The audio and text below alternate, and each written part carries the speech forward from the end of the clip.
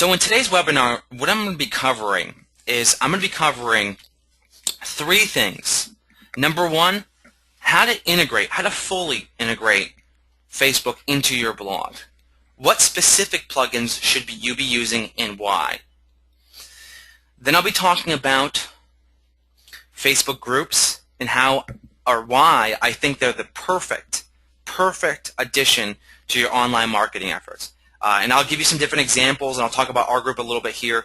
But there's something very special about Facebook groups that I think realtors can really take full advantage of to really network within their area with consumers and business professionals. So we're going to dig into that a little bit as well. And then finally, what I'm going to be talking about is something near and dear to my heart, which is email marketing. Something I actually wasn't very interested not too long ago, but I've been using it in such a way as of recently where it's helped me get more connections on Facebook, it's helped drive in a significant more amount of traffic to the blog, and it's helped me stay connected with the people who are in my network in a much deeper manner. So just out of curiosity, how many people here on the call actually are attending this call because they received an email notification from me, like part of our mailer campaign? Yeah, lots of yeses. Okay, wow. Yep, okay, great. Yeah, exactly, and that's really the power of email is that you can use it to really stay connected with people. Now, chances are, if I posted on Facebook, maybe you would have seen that. Maybe you wouldn't have. I can't control that. But again, I'm not going to go into it too much right now because we're going to talk about it at the end of the session. Okay, so what we're looking at right now is our analytics. This is a new Google Analytics that they just released yesterday, and as you can see here, this is our traffic in the last 101 days since we launched our blog. We got 14,000 visitors, roughly, you can't see the page views here, but it's roughly about 31,000 page views. And you see here the primary source of traffic is Facebook. Not Google, not any other search engine, it's Facebook. Second behind Facebook is our email marketing campaign. Now, I think this is so important because one of the things I think a lot of people have difficulty with when they're starting their marketing efforts is they wonder, is Facebook actually going to help me get business? Now, if I were to tell you that Facebook is the single highest, referring site out there, and you think about how can I use Facebook to drive more traffic to my blog and interact and engage with people, then it becomes much more tangible for a lot of people, right? You look at Facebook as because we can very easily say, well, if I get 10,000 visits to my website, that's a very tangible thing.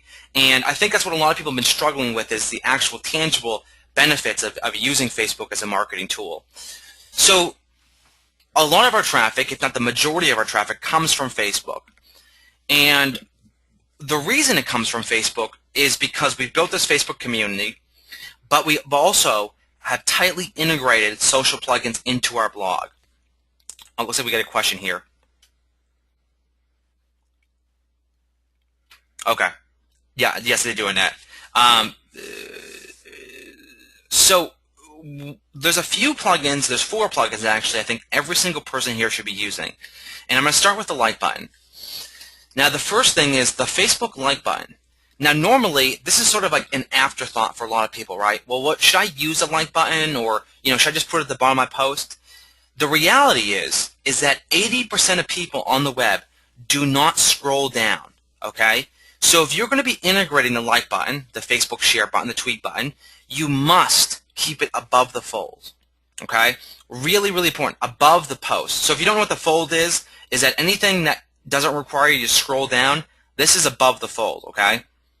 So what I use for a plugin is actually really simple. It's just a like.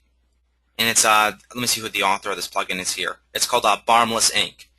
This is a Facebook like plugin that I'm using. Now I use it because I can show faces. I can add it below and above and beneath the post, as you can see here. Facebook recently released some statistics on this. For the Facebook like button, it's very important that you include faces here. This actually can significantly increase the amount of people who share your content. I think the study was roughly about almost 3 times as many people will share it if Facebook faces are displayed. And when I like something, it gets posted to my profile, goes out to all the connections I have on Facebook. Now, the like button is just sort of getting us started here. What is that? It's actually called. Sydney has a question. What is it called? It's actually called Like, and it's by a company called Bottomless Inc.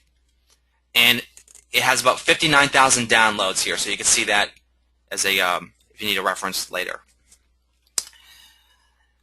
So again, this is just basic 101, have the like button. But again, remember, this is important. This shouldn't be an afterthought. Think about above the fold, add faces, make sure it's in a prominent place, okay? Now the like button isn't enough, because the like button, even though it will share a story to the wall, it doesn't really result in the most amount of exposure. So a question I get often is, should I have a like button or a Facebook share button? And my answer is you should have both. As you can see here, the Facebook share button is right next to the like button here. Again, lots of white space around it, prominent, above the fold. And when someone shares a post, right, that's going to get more prominence in the news feed. They can write a comment, great article, and they can go ahead and post it on Facebook and share it. It's going to get much more exposure, and I'll show you a little bit about that through the insights in just a moment. So again, like button with faces, above the fold. You must have the share button as well. Really, really important. Next, you want to integrate the like box. This actually generates a decent amount of new fans for our business page, because they actually don't have to visit our Facebook business page to like us on Facebook. People who visit our blog can simply like our page directly from our blog. So you can do this by going to the social plugins section of Facebook, and I'll provide everyone a link on how to do this. Again, my recommendation, just statistically speaking here, showing faces, right? And as you can see here, you have rows of faces. It's sort of like showing social proof, right? That we have people who follow us. And that type of recommendation or peer recommendation is very important to get people to actually click that like button. So again, installing the like box into your sidebar, really important. A really great way to turn your people who are visiting your site, traffic to your site, turn that into fans. Michael has a question. What do I use for my Share tab plugin? I use a plugin called Simple Facebook Share. This one has the least amount of bugs of anyone I've seen. Again, it has 57,000 downloads. It's by a company called Ether. So if you have a pen and paper right now, I would write that down, but I'll provide the link to it as well. So it's called Simple Facebook Share. Now the last plugin I want to show you here on your WordPress site. So you have the like button, again above the fold. You have the share button to get you more prominence. You have the like box. The plugin that I absolutely love, that's a new plugin I just installed, is the Facebook comments. Now many of you may have seen the posts I've written about this, but I want to kind of give you some insight on this. A lot of people use. Well, Mark has a great question. Why do I not consider sexy bookmarks? Mark, there's a fantastic study done by the Nielsen Group about sharing plugin sharings. I'll post as well after this. And what they were stating in it is that if you give a user so many options, like 10 different social networks, what happens is it causes sharing paralysis, right? If you give, and this is the perception, which is actually a myth, that the more options the better. In fact, it's the exact opposite. Give the user a few different ways to share your content, and they're going to do that. If you give them 20 different options through like the Share Me plugins or the sexy bookmarks, it's going to cause just, again, sharing paralysis where they're just not going to do anything.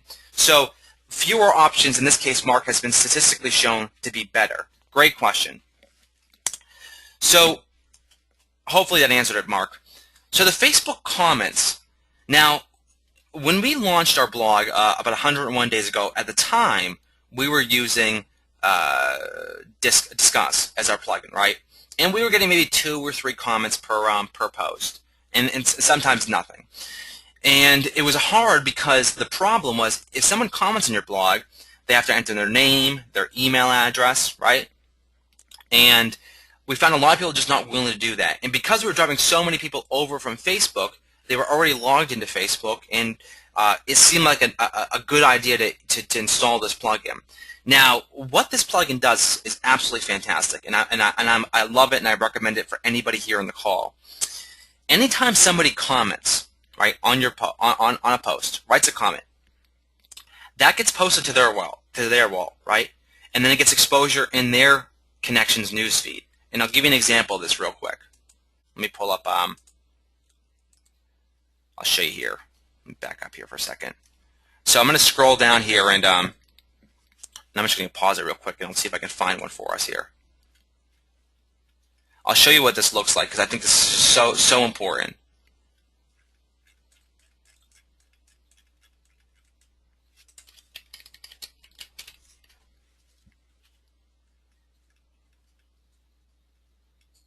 Okay, here's a great example. Perfect. Okay. So what we're looking at right now is Jonathan Rivera had commented on a post I did recently about Facebook groups. And what's happening is I'm sorry, please repeat the name of which app? The comments plugin?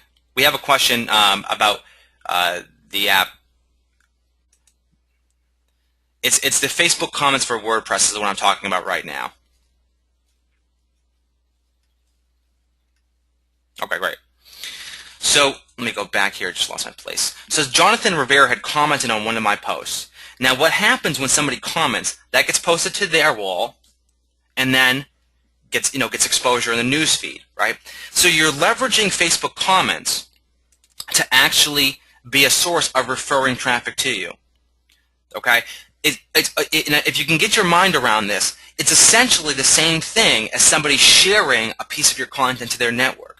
So this post here had 49 people shared it. Posted earlier this week. 49 people shared this post. And as a result here, you see I've had 1, 2, and I can't count all these, but it looks like 10 more, maybe 30 additional comments. Okay? That is literally 10 times the amount of comments we normally get for any one of our posts. So every time someone's commenting, every time someone's liking or I'm replying, right, that's getting more exposure on Facebook. Think about it as free advertising on Facebook, right, just by having people comment. Now, a lot of people say, well, what about the SEO benefit of backlinking, right? Frankly, I don't really care about the SEO benefit of backlinking. I think that a lot of people are just, that's sort of an afterthought for them. They're going to comment, the majority of people will comment because they found your article interesting, right? Or they have a question, or they want some clarification, or maybe they disagree with you. I think really only a small percentage of us really care about backlinking. So the bottom line, what I care about when I actually install any plugin, I want to know what is going to be the impact and how it's going to help me.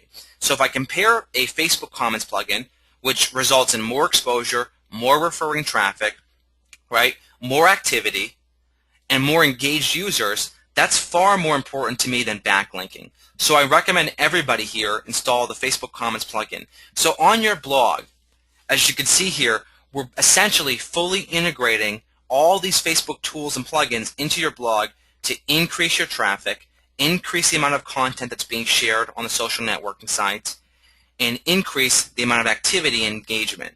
And again, if you look at some of our posts here, and I'll just pull up an example here. You know, our posts, we get a good amount of traffic for a new blog, but we have posts that are getting literally 150 shares, 170 shares, 145 shares, and because we treat these things, these plugins, not as an afterthought, but as our highest priority, how can we, when we create content, how can we maximize, right? Maximize the opportunities to get our content shared out into the stream, out into the network. Okay, and Art has a great point. He actually saw on my wall when I made a comment on the 7 lessons learned from the first 100 days of blogging. Yeah, exactly. And that's exactly how it happens, Art, is that when people share, it just gets more exposure and more impressions and ultimately leads to more engagement. So there's one last thing about integration with Facebook that I think is absolutely phenomenal. Right, through Google Analytics, you can track how many people are coming from Facebook, right? What's the referrals? What's the referring traffic? So when I post a link to our blog, our Facebook page from the MLS app, bear with me here 1 second. So when I post a link, right, and I share a link, I can track how many people are actually coming to, coming to the blog. But what Facebook does, you can actually integrate Facebook Insights into your blog.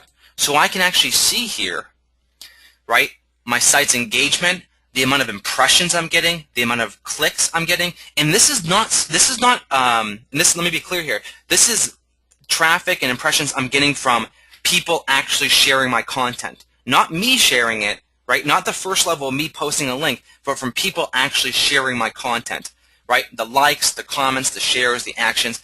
As you can see here, and we've only had it for like a little while here, we've gotten almost a little over 250,000 impressions, additional impressions, right, from Facebook to our blog by simply leveraging social plugins in the right way. So the question, and this is, and I may be going a little bit faster, so I'm just going to slow down here, but the question I get from everybody, and when I was going into this webinar, I wanted to really think about this, is how do I get more traffic to my blog? How do I get more people to comment on my blog? How do I get my content to spread? Right? These are the things I think a lot of realtors care about. Now, what we've been doing is we've been focusing so much on title tags and inbound links and what particular keyword phrases to use. And frankly, that stuff I think comes later. I think initially you should be focusing on, rather than focusing on optimizing for the search engines, you should be focusing on optimizing for your readers. And your readers will share your content. And that's how your message spreads. And that's how you drive traffic to your blog, to your site. And traffic leads, traffic converts into leads, leads convert into business. And that simple formula, which Ben Kinney showed during the SMM camp, is a very, very powerful graph, is that if you drive enough targeted traffic to your site, you will get more leads. As a result, those leads will convert into business. And that's really, really, I think, one of the things beyond network, beyond growing your database and connecting with new people. This is a very tangible benefit to using a social networking site, is not relying on search engines to fuel your growth, but taking control of it and leveraging social plugins. So if anybody has any questions on social plugins, you can ask them now, but I'm going to go on here. Yep, that's actually a great question. And this may be, I hate to butcher your name here. Is it Nicole? Let me pop this out here. Hold on one second. Nicole has a question, is share always through your personal page? When someone actually clicks on the share button, right, that actually is going to go only to the personal page.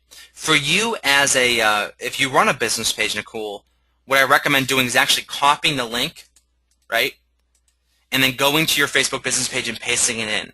Now, some people have said, and I was talking with a gentleman by the name of Mike earlier today, who said that sometimes the image doesn't actually carry over, right? When you share a link, the image doesn't carry over.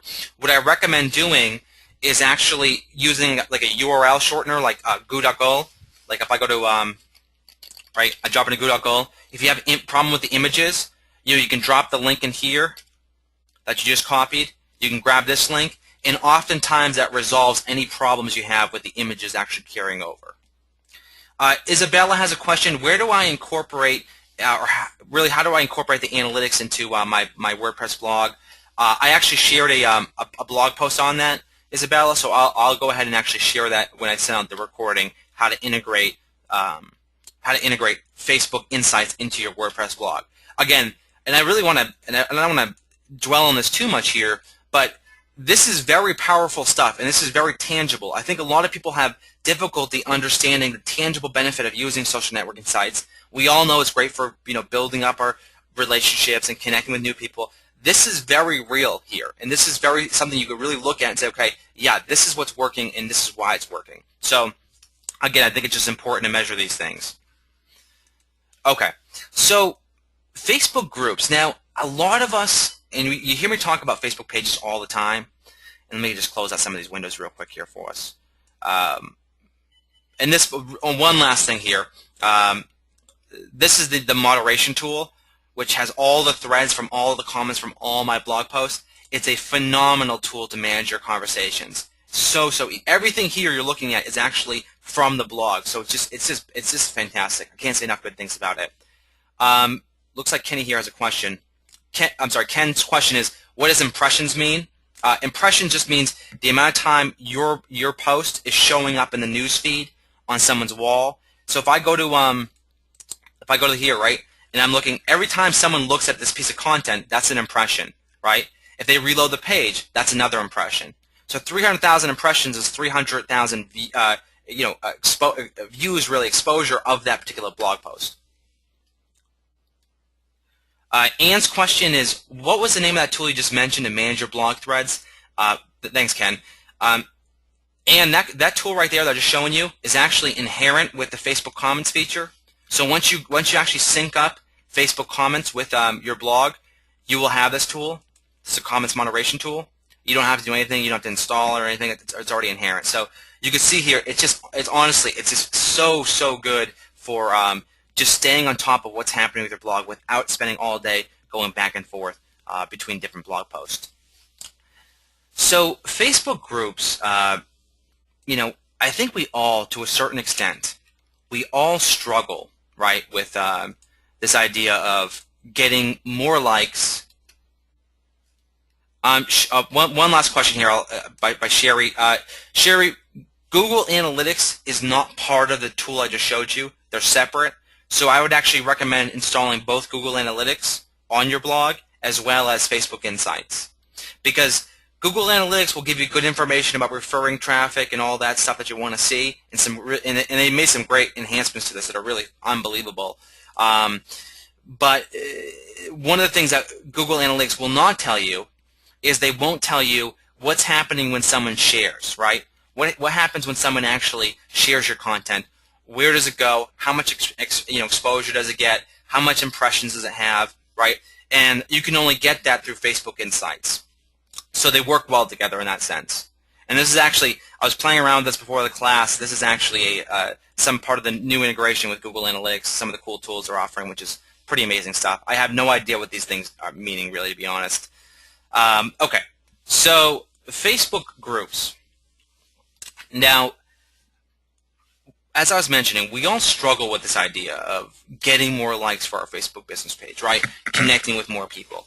And we get hung up, right? We get hung up on this idea that likes matter, right? Getting more people to like my page is the end game. That's what I should be doing. That's the objective. I want to get 1,000 likes. I want to get 2,000 likes. What I want you to start thinking about is likes are just sort of, they're really just the beginning. As Pam Moore says, the like is just the beginning of the relationship. Your goal or your objective with Facebook, whether you through your personal profile, through your Facebook business page, through a group, is networking, is to build up a network, right? Build up your database, make more connections, interact with more people. That's the goal. Likes is just sort of a tool that we look to sort of measure how things are going, if we're, some of our tools are working, if some of our marketing strategies working. But likes don't equate to business, right? There's no magic number of, if I get 1,000 likes, all of a sudden the business is going to start flowing in, okay? It doesn't work like that. So what I want you to start thinking about is stop thinking about Facebook as a tool where you just get as many people to like your page, and start thinking about how can I use it to network.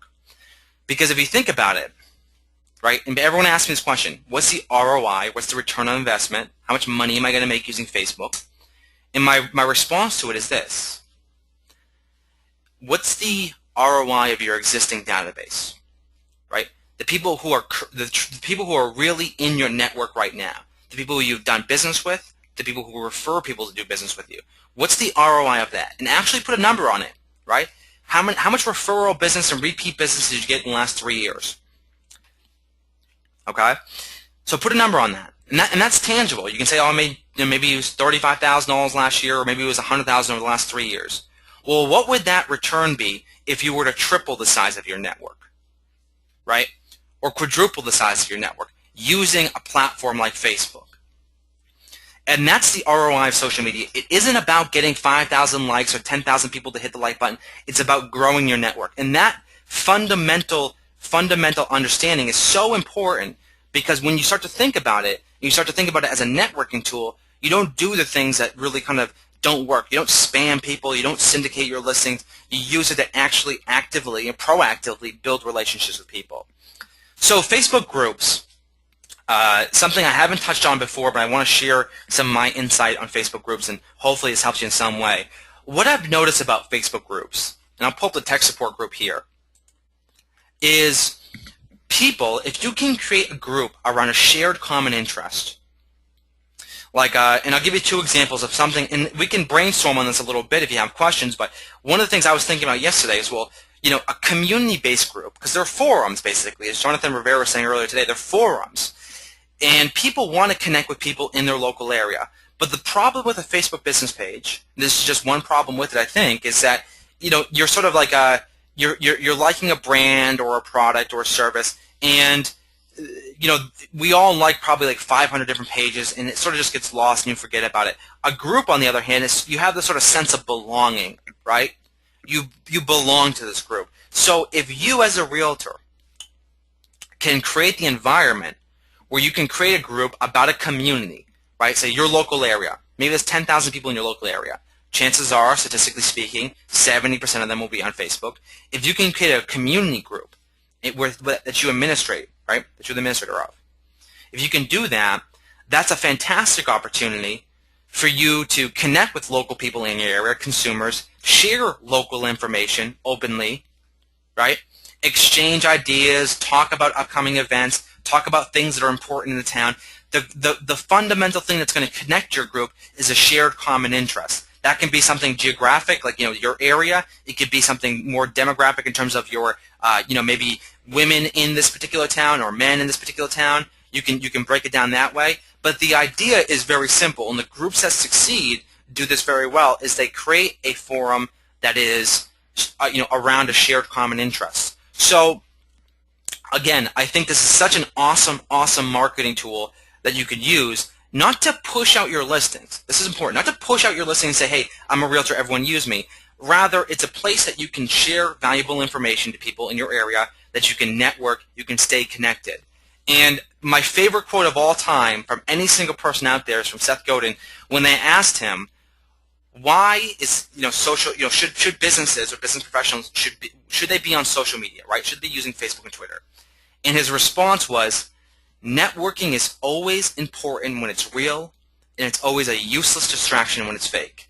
So things like looking at our how many likes we have and how much traffic we have and all that, that's relevant, but it's really not telling the full story. To network, you really have to be focused on actively connecting with people. So using a Facebook group, fantastic tool. There's a couple advantages here I want to share with you.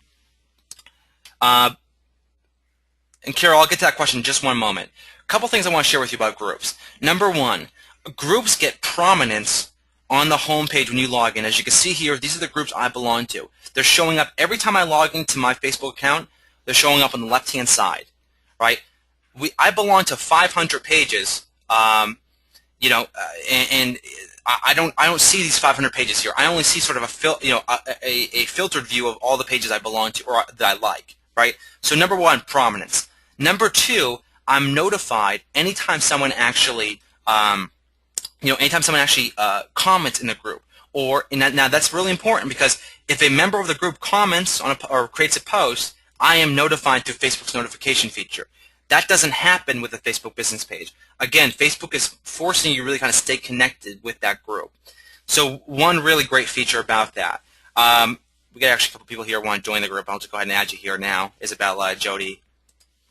So again, it's just a great way to just stay connected. So Facebook gives groups prominence both on the bookmark side here, which is personalized to you, through the notifications, and also through the news feed. So when I look at my news feed, and I can guarantee you right now that I'll see this. Let me scroll down here just a moment. Okay, one moment. I'll show you what I'm talking about here. Okay, here's one quick example. So you see here, and I see this for virtually every one of the posts. I'll see, Jeff Kramer actually commented in the tech support group for real estate agents. He wrote a post. You get more exposure in the news feed. You get notified through Facebook's notification tool, and it's bookmarked. Okay. Really, really great tool. Now, one other way I think is a great way to actually create a group or a way to sort of network with a group is think about your professional network, right? The people who are in the local businesses, the local professionals in your area, right? Think about these people. Now, wouldn't it make sense, or don't you think there's an opportunity? And I can open this up to everyone in the call today. Don't you think there's an opportunity for you to, say, connect with the people, all the other local professionals, and start sort of a referral network? Maybe it's only 25, maybe it's 50 people who from all different professions, right? Title, insurance, mortgage, and even expand beyond that, into everything sort of related to housing, right, and real estate. Because there's tons of different fields that relate to real estate that you can create a referral network and share, referrals and send people business and people send you business through creating a group. And what you can do is you can talk about relevant things that are happening in the housing market. You can share different ideas. You can refer people. Again, you're going to have to proactively build this, but the bottom line is that people will have a sense of belonging to it. They'll have some, as they say, skin in the game, and they're going to want to actually participate because they want to share information. They want to network. Again, networking is always important when it's real. Real estate, it's all about networking. It's all about growing your database, growing your connections. Facebook just happens to have a tool that allows you to do that in an awesome way. So Carol has a question. How do I get people to join the group? Carol, one of the things I think is important is to first establish what's the theme of your group, what's the common interest that's going to connect people, and then actually begin sharing it to your wall, sharing it to your Facebook business page, emailing out to specific people. The way we grew our group was really simple. We started with this basic idea that tech support really sucks for a lot of people, running into problems where you can't move forward. It's expensive, it's time consuming, and ultimately it puts a halt to your marketing efforts. That was sort of the premise. Let's crowdsource this. Let's get everyone together and work together. So that was and people were attracted to that. So I think creating around a good cause, Carol, as noble as that may be, I'm talking about getting business and networking. So if you're saying I want to create it around skin cancer or breast cancer, that's a very noble thing. But is that if you use that for networking, is that kind of sleazy? I don't know. Kind of, So I think I'm talking about specifically for business. I think it's you should just focus on business networking and not worry too much about a good cause. Unless, of course, you can do both, of course. Yeah, Carol, I would send emails to people to ask them to join. So hopefully that helps. So again, another great opportunity. Take advantage of these groups. Put some thought behind it before you start it. But it's such an awesome opportunity, both for consumers and for business people, in such a way where you can build a really strong network through a group. I can't say enough good things about the group we started. Great people. I've been able to connect with awesome people and grow my network, and I'm learning every day from it. Now, the last thing I want to talk about in today's session, and I'll open up the questions here for anybody in the call, is I want to talk about email marketing. Now, when I go to my Facebook business page, and I talked about, and for those, I'm not sure if anybody here attended an SMM camp, when I was on SMM camp talking about this, but one of the things I think is, so important.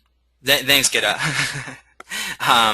One of the things I think is so important with what we have to understand about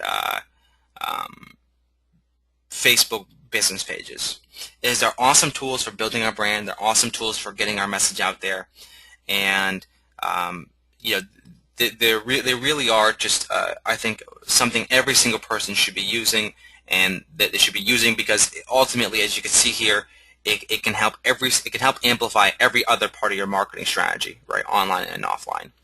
One of the inherent problems though with Facebook marketing, with Facebook business pages, is that most people, statistically speaking, don't come back to your business page. Now, Ben Kinney mentioned this, about 98% of people. For us, it's actually significantly lower. And here's why.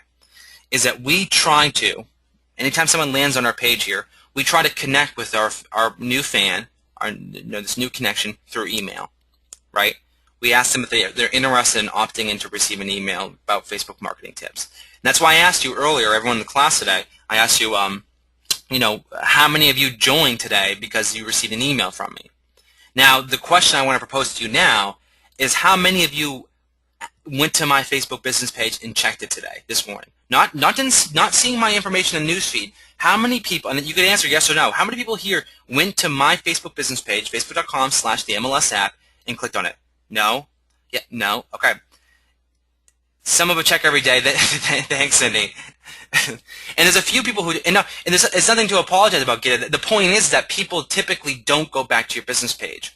And, and a few of you actually did, which is surprising, but the point is that people don't go back to your business page. So you have to start thinking, when you know this, when you know people are actually, don't come to your business page, they'll maybe like it and oftentimes will never visit again, you have to think about how can I stay connected with that person? Because now they like my page, that's not the end game. Remember, The end game is actually building a network with that person, networking, building that connection, taking that person and, either hopefully, just, again, networking with that person, meeting up with them in real life, having a cup of coffee, talking about the housing market, what's happening in the area. That is your goal for using Facebook. It's not just about getting a couple thousand likes on your page. So by using a service like MailChimp, you can install a MailChimp application here, like I did here, completely free, up to 2,000 subscribers or 2,000 emails, right? You can install the application. So anytime someone lands on your page, they enter in their email address. They subscribe to your newsletter. Okay? Now, anytime you have something important to say, you want to share something of value, you can post it to your Facebook business page, and that will get exposure to the news feed. But you also can now email that out as part of your marketing campaign. Email that message out, that blog post, that piece of content, that video that's somehow important to that person. And then when they receive that, they can read it. They can, maybe you have a link at the bottom of the email that says click through to join the discussion on our page or on our blog or whatever it may be. But you're staying connected with that person, right? So for us, we've generated, I think, roughly 50,000 hits to our Facebook business page of a lot of people coming back. Maybe not every day, as a lot of you sort of indicated here, but they're coming back often enough. And the way we've been able to do this, and the way we've been able to grow our network, has been through using email marketing to stay connected with the people who are following us on Facebook. So I guess maybe this will help too for those of you on the call right now. What I want you to start thinking about is, your email marketing, your blog, your Facebook marketing, everything is interconnected, right? In Twitter as well, everything is connected. So you want to make sure that when you get your message across, it's not just about broadcasting or syndicating out, but it's really about getting the information, the piece of content, the piece of valuable information you're sharing, getting it to the people who want to receive it, the people who are willing to give you their attention, right? That is so important. And if you rely exclusively on your blog, then you basically take it out of your own hands. You expect people to come to your blog, and maybe that doesn't happen. If you rely exclusively on your Facebook business page, again, you rely for people to actually see that in the news feed or to visit your Facebook business page. Again, you can't control these things. So the important takeaway here is to integrate your marketing on all different channels, email, Facebook, and blog, so you maximize how many people are actually seeing your message, consuming your content, and engaging with you.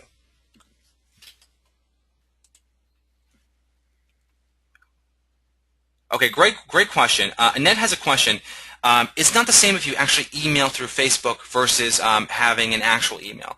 Well, and one of the things that Facebook does, and I'll pull up Facebook messages here, is Facebook actually breaks up messages into two different categories. They have messages as messages and other, okay?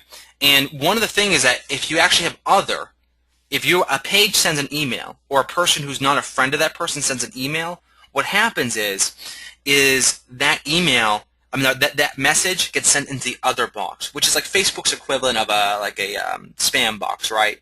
And most people don't check that other box all the time. So you won't receive a notification, you won't receive an alert, it will end up in that spam box. So for me, permission-based email marketing, as you're seeing here, where somebody actually enters in their email to receive the information, that is much more effective than using Facebook Messaging Center. David's question is, what is the actual app that I'm using? It's called the MailChimp app. It's M-A-I-L-C-H-I-M-P, MailChimp. I'll drop it into the chat here. Now, so this is just, again, I know I'm not talking too much about Facebook pages because I've covered that sort of in depth a lot in the last previous webinars.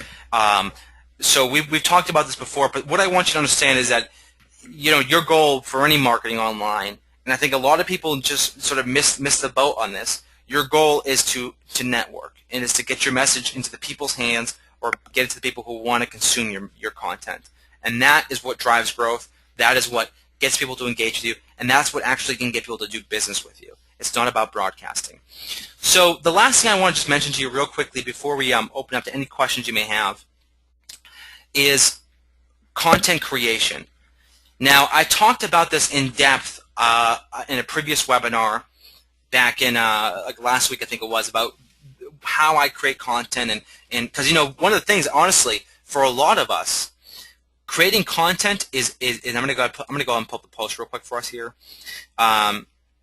Creating content is probably the biggest challenge, right? A lot of the agents I run into. Well, before I actually go into content creation, Mark has a great question. Can I show you the back-end graphs for MailChimp? Yeah, what we're looking at right now, Mark, this is I actually didn't touch on this here, but what we're looking at right is the analytics of the amount of people who are opening my content, who are clicking through on it.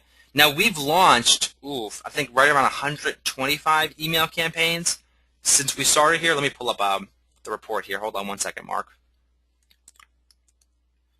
We've launched. They have. By the way, they have fantastic analytics. So if you are a person who likes to see measurable growth and see if it's working, you couldn't ask for better analytics here. Let's just see here.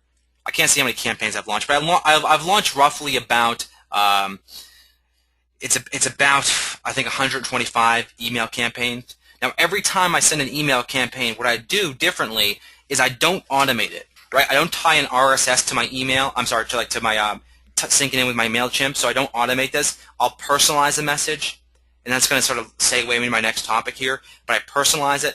I try at different times. I don't send everything at 7 a.m. As many of you who actually subscribe to my email marketing newsletter, you'll notice I actually send it at a completely random time, sometimes at 2 in the afternoon, sometimes at 9 p.m. at night, sometimes at 7 a.m. in the morning. I do this because I want to take, maybe in a month or two, I want to look back and see, okay, is there a specific time that people are opening my email more than other times? An example of this would be, okay, this post here, or this email got a 41% open rate. Now our list average is about 31%, so that was 10% higher. So that's significant. Why did that email get more people to open it? Was it a specific time? Was it the message? What was it?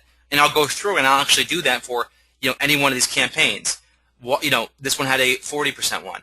This one had a 27%. Why did that underperform? What was the problem there? The key for when you're looking at your analytics, whether it's Facebook Insights, Google Analytics, or MailChimp's Analytics here, what you want to look for is you don't really care about the averages, right? The averages don't really tell you the full story. What you care about is the ups and the downs, the highs and the lows, right? Okay, why does something overperform? Why does something underperform? Right? Why did it exceed my expectations or didn't? And you look and you try to establish a common thread. Okay, so if you create, and I'll give you an example of this. If I create a post, and I look at that post and I share that post, and that post does exceptionally well. We have a couple of those that get 150 shares, which is above our average of about 50 or 60. Okay, why did that post do so well? When was it shared? How did I distribute it? What type of content was I creating? What was the message in the post? What was the call to action? Right? And you try to establish these threads, right, and determine why things are working well. And what I always say is the key to marketing online for us, and I think this really applies for a lot of other businesses, is you just sort of find out what sort of works, and you do more of that, and find out what doesn't work, and do less of that. Okay? So not very scientific, but I hope that does help to some extent, Mark. Now we have another question here. We actually have a few questions here. How can you link back to your business page from your personal page? Nicole's question is, how can I link back to my personal page from my business page? What you would actually do, Nicole, is if you actually share a post here, like an example, you can actually click the share button here, and that will post to your personal profile if you want to share a piece of content. Valerie, this is actually being recorded, so don't worry about that. We have a few questions here. Bear with me here, guys, because I actually don't have a moderator on with me today. Marcella, is there a way we can get a copy of your slide? I actually don't use slides, Marcella. This is actually all live screens. I don't use PowerPoint. So, but this session is going to be recorded for future reference. And Ned has a question. I use MailChimp very carefully because I heard that they close up your account when you opt out is like around 1%. Well, this is actually a great question. A great question. And next question is, she's very careful with MailChimp because, if you have an opt-out rate of about 1%, then they may close your account down, right? which is a very legitimate question. Now, in order to actually have I think maintain a list, and we don't really have a high opt-out rate, probably I think maybe 0.25%, so very little people. Now, one of the reasons we use it is because, or one of the things we do to make sure that we don't have a high opt-out rate in that, is we make sure the message, the reason that people are signing up is to receive, information about marketing online and Facebook, right?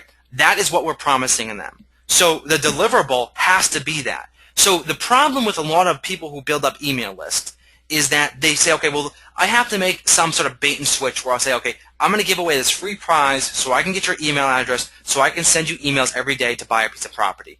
Well, that is going to have an extremely high opt-out rate because the people are signing up to get that free prize. They're not signing up to receive your information, your content. So you have to make sure the message, the piece of content you're promising, right, the deliverable here, it is consistent with what you're going to be delivering, and it's not going to sort of this bait and switch type of model because that will have a high opt-out rate. Carol has, and hopefully that answers your question in that, which is a very good point too. You do have to monitor these things. Nicole's question is linking to business page instead of personal page. If you're referring to if you create a, Nicole, you want to clarify your question because I guess I'm a little bit confused by it. Carol's question, I also heard they don't like real estate agents' campaigns. That's actually a good question. MailChimp, there's a lot of controversy around this, and actually it was brought up in the tech support group, which everyone here, hopefully you joined. One of the things they talked about was, can a real estate agent actually use MailChimp? Where there seems to be a lot of gray area is like you can't use it to syndicate your listings, to share your listings, but you most certainly can use it to share content like your blog posts and that type of thing. So there's no restrictions there. Hopefully that answers your question, Carol.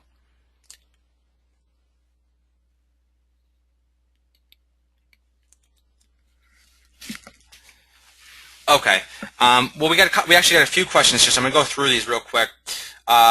The first question is from Mark. If you're going to create a page about your town, should you do it about a business page or a group? That's a really good question, Mark.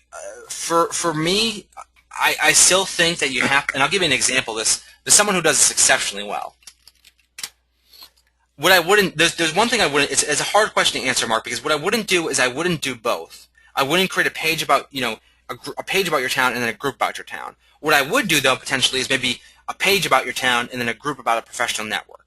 That may work out better for you. But here's a great example of an agent who, in Marblehead, Massachusetts, who is dominating Facebook. He has about 4,300 likes, really, really active, and he uses it to generate an incredible amount of exposure for him. And actually let me pull up a quote here from this gentleman's name is Jack Attridge, who I actually I had the opportunity to talk to him about Facebook marketing. Now, he actually was kind enough to send me his analytics here. He's getting 90,000 post views a day, right, for this particular thing. 90,000 post views of content he's sharing through his all Marblehead page. That is an incredibly back up here. That is an incredible amount of exposure. And now he created the page not about Jack Attridge, the William Ravis realtor, but about his particular town. So what I don't recommend doing is I don't recommend having a 365 things to do because that's been beaten to death. I've actually already pulled up the statistics on this. There's 556 365 things. There's close to almost half a thousand of these types of pages out there. It's been done before. It's been and the problem is I think a lot of people is that that it requires a ton of work and a ton of effort. Well, Carol, the question is that is it working for you? If it is, great. I wouldn't recommend starting it for anybody if you just getting started. Carol actually has a 365 page, which, again, there's a lot of pages out there who do well, but the problem is, Carol, and I think this is an important takeaway, is that it requires a tremendous amount of work to build it up. To the point where you can get a large following. It's a large time commitment. Dale Chumley, Stacey Wells, and I can't remember her name now, it's slipping, but the woman who started the 365 things to do in Austin, they all sort of tell me the same thing, which is, it's worked out well for them, but they wouldn't recommend other people doing it because of the time commitment. Stacey Woods, yeah. And again, if going forward here, I think, as I said before, there's enough of these pages out there. I think we have an opportunity to be creative and start kind of go a new route with it. If you have one that's working for you, in your case, Carol, by all means, more power to you on it. But for somebody who's just getting started, an all Marblehead page is a fantastic example. So I would follow Jack on Facebook as well, see what he's doing. So, and one last thing about Jack, what he does really well, which I love, is he talks a lot about business, and he talks a lot about real estate too. He's not afraid to talk about real estate.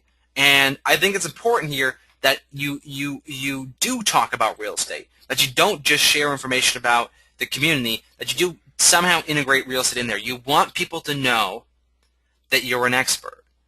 You want people to know or to associate you with as a realtor.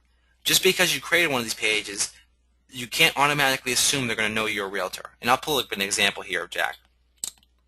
So Jack did something interesting here. Let me see if I can pull up one.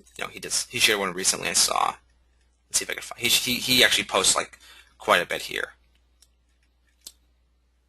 He does some type of like house of the week type of post here, where it drives people back to his blog here. Give me one moment.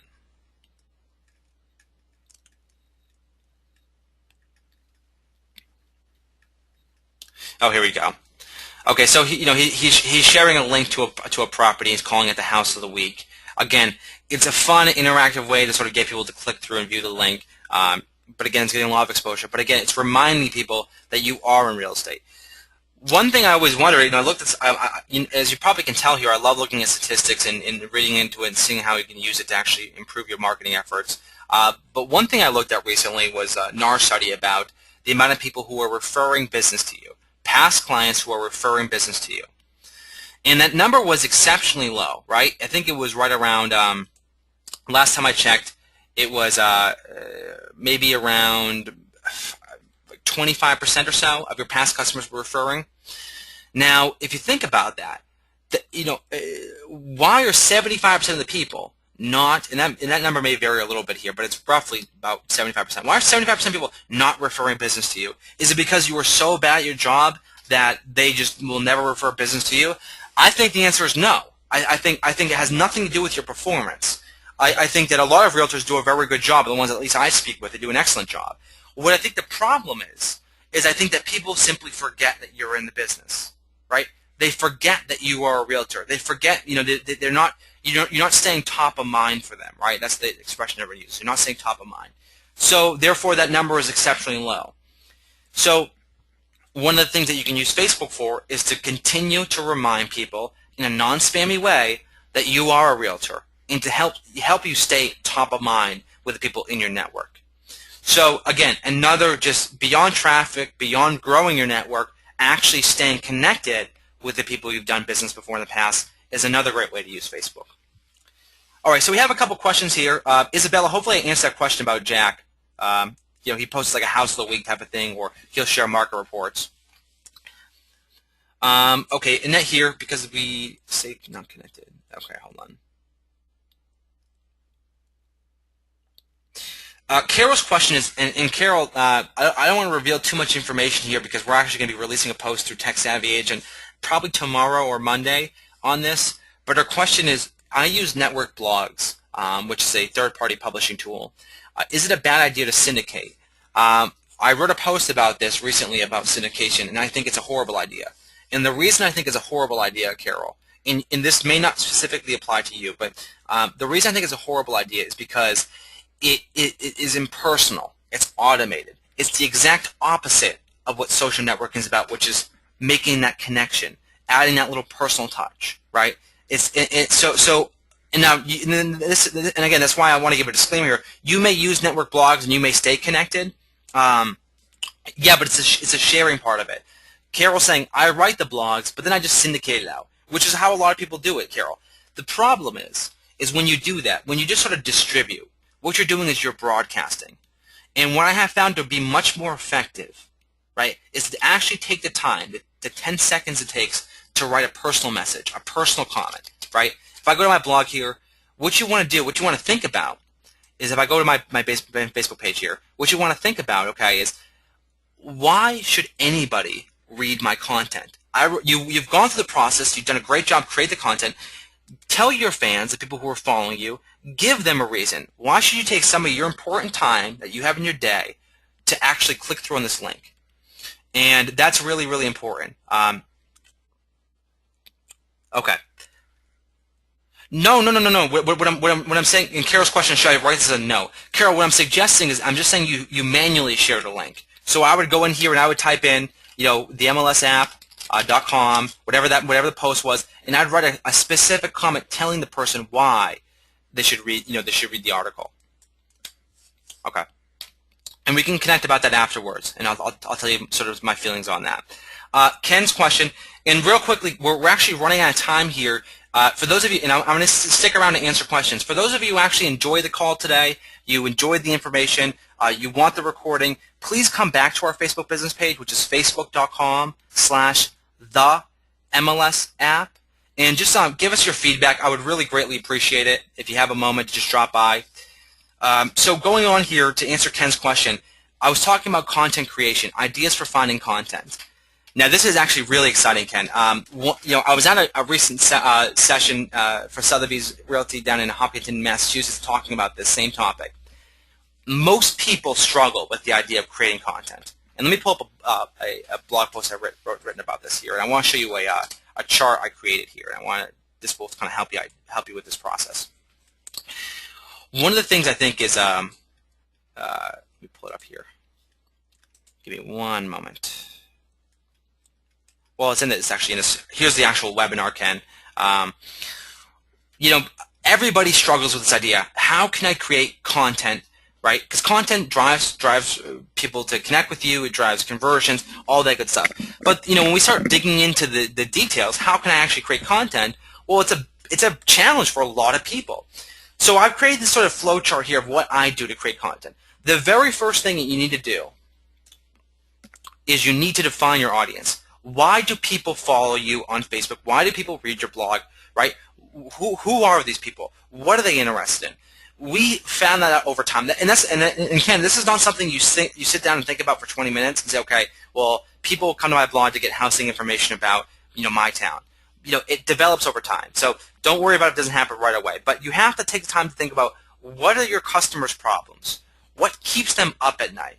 When I was preparing for this webinar, I try to answer, hopefully I did a good job, but that was what I was trying to answer was, okay, what are agents actually, what do they care about? What are some of the problems? What are some of their issues? And that's how I go into any one of my, blog posts. That's how I go to any one of my webinars or training sessions. It isn't about me. It's about you. In your case, it's about your customers. So that's the first thing. The second thing is to think about this way, Ken.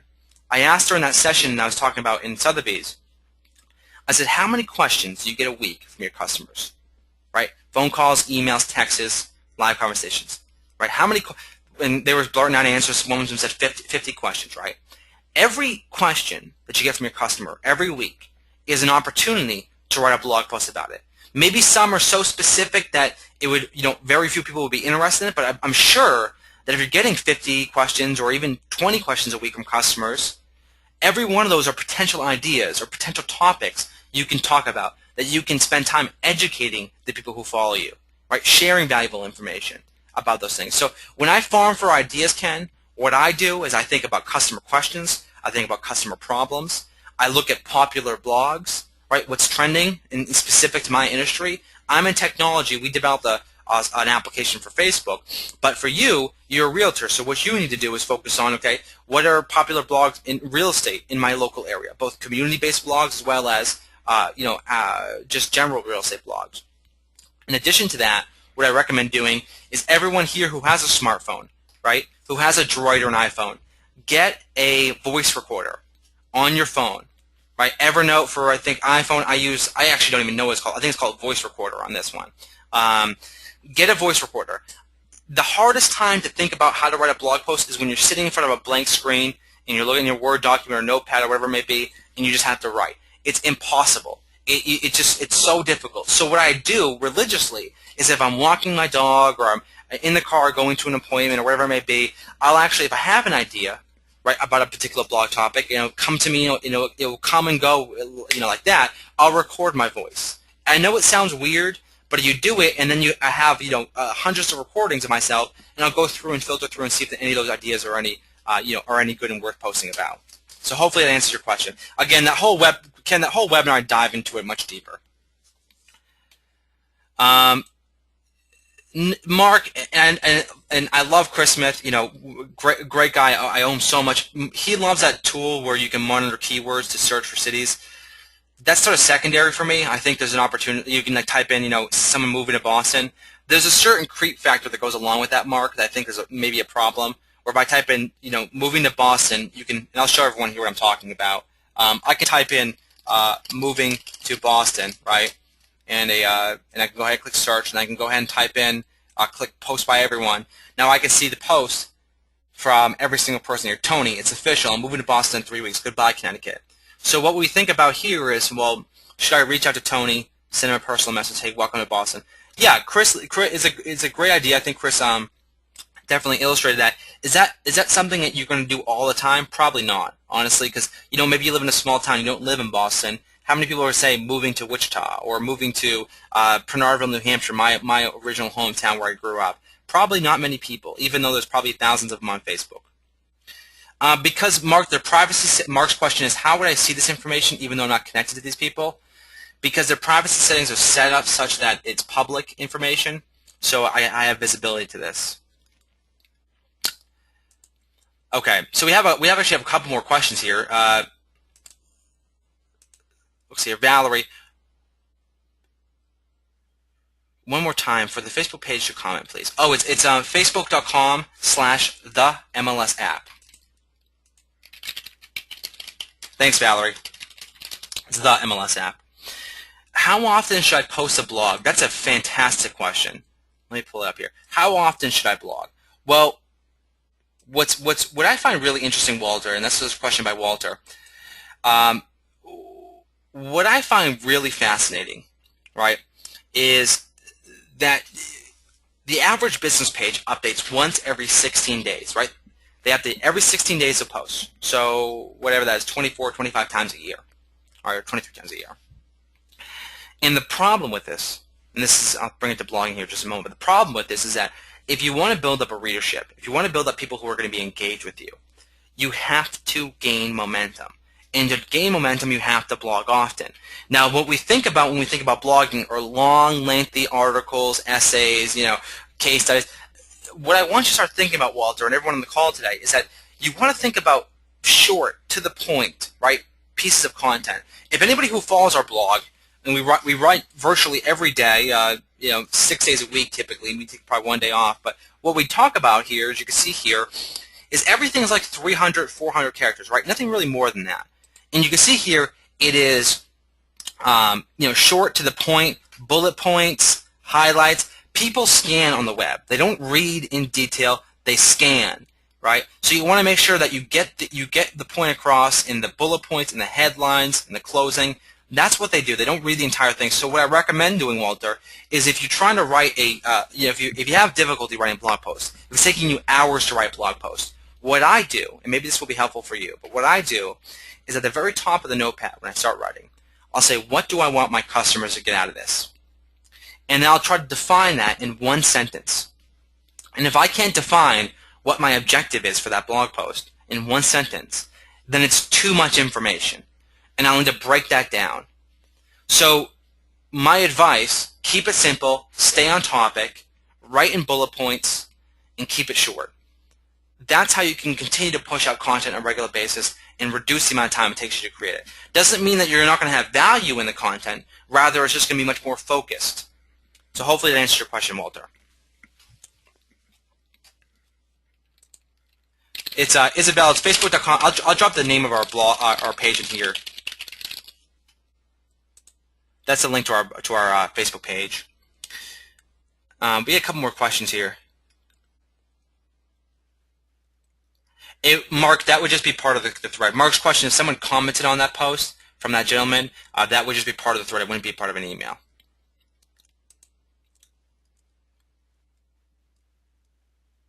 Yeah, Walter, I think, and if anybody has a chance, I try to sort of share my insight about blogging.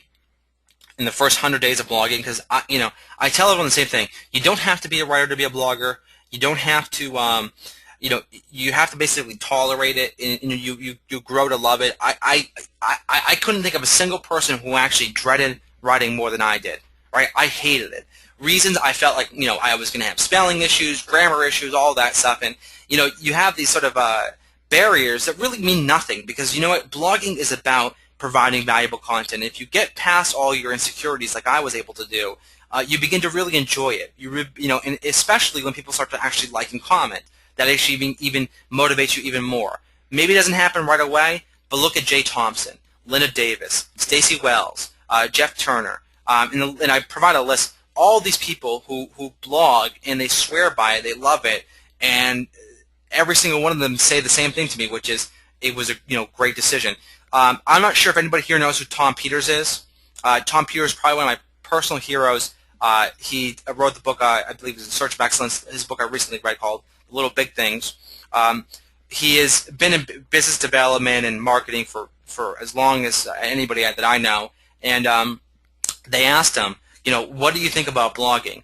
And his answer was, blogging has been the best or has the most amount of impact on his business and anything he's ever done in the last 20 years.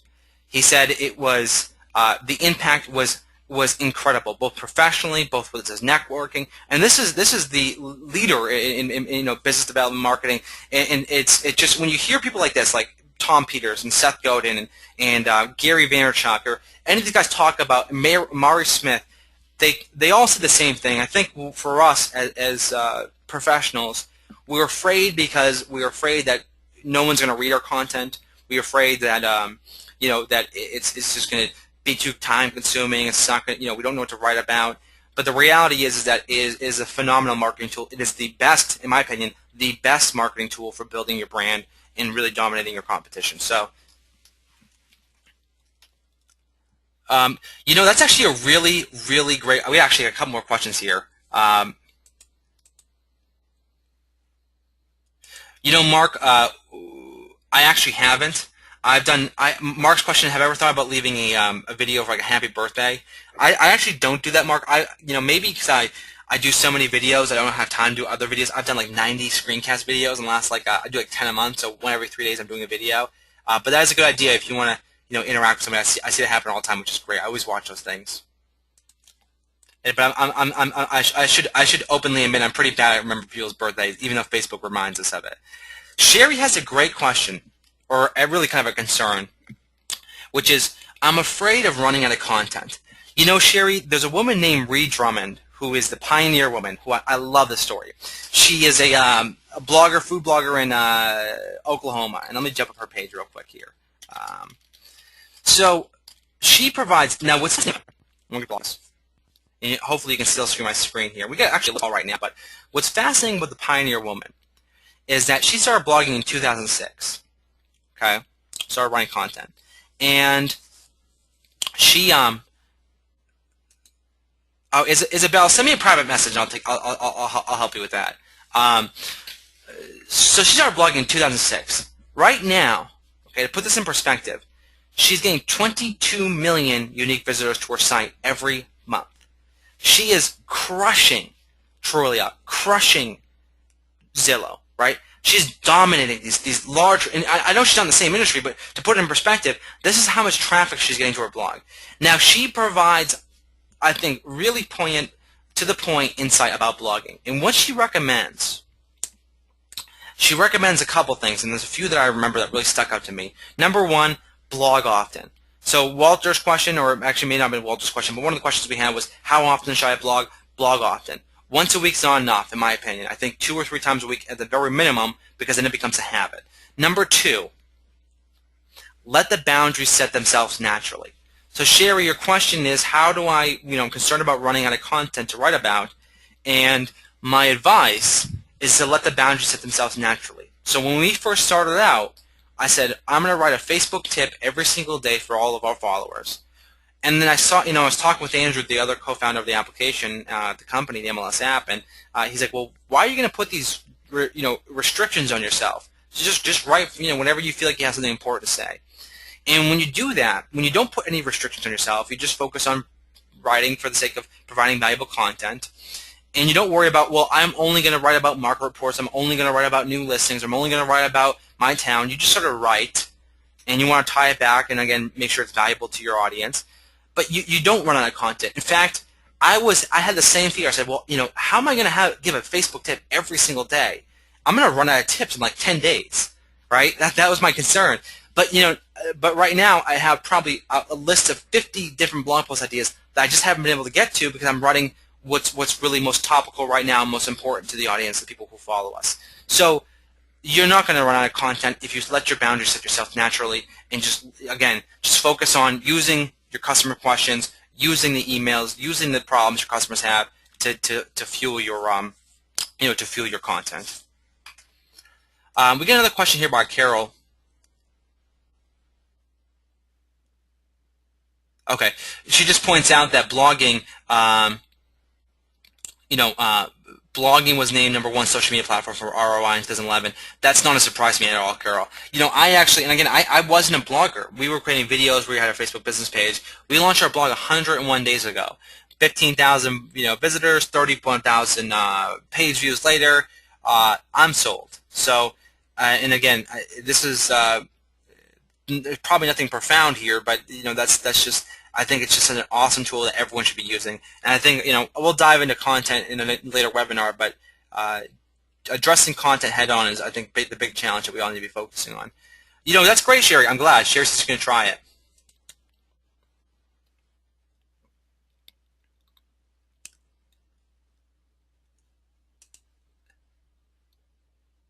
Do I want a vacation in Florida? Yeah. Is that your question, Carol? Carol's asking if I want a vacation. Carol, I actually was living in St. Petersburg, Florida for a little while. It's let me tell you, I most certainly missed the weather in Florida when up here in Boston. During the wintertime when the weather's like 0 degrees and freezing cold and raining every single day, if not snowing. Yeah, St. Petersburg is a great area. It's like the sunniest city in America. I actually think it is the sunniest city in America. Well, we're about 15 minutes over here. So what I'm going to do here, thanks, Walter. Well, go Celtics. And Bruins for that matter. Hopefully, Celtics are able to pull together here and get Shaq back. But it's 4:15 right now. I'm going to process this recording. I'm going to share some links with everyone. Again, if you enjoyed the webinar, if you like what we had to say, if you drop by our wall, facebook.com/MLS app, drop in. We greatly appreciate it. Again, I'll be sending an email out. Probably take me a couple hours to process everything, and we'll go from there. Oh yeah, okay, Art. Art, I think I may have to unfriend you, Art. Thanks, everyone. Yep. Thanks, Art, for dropping by. Thanks, Sherry.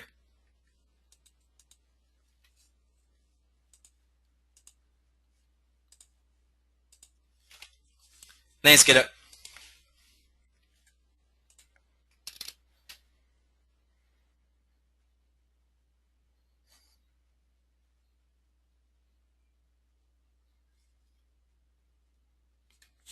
Basically, yeah, send me a private message.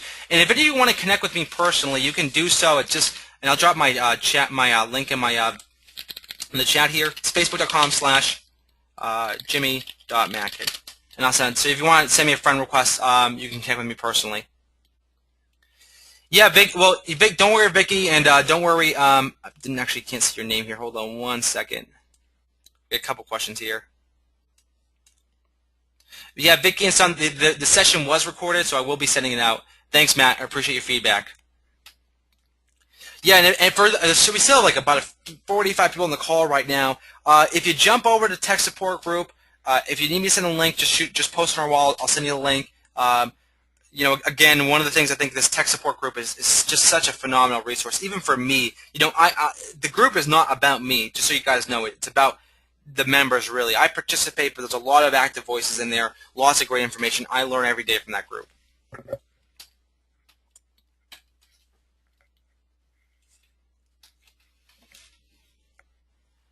Yeah, and I'm just going to stick around here as we're closing out, make sure that I don't want to have any questions lingering here for anybody else on the call.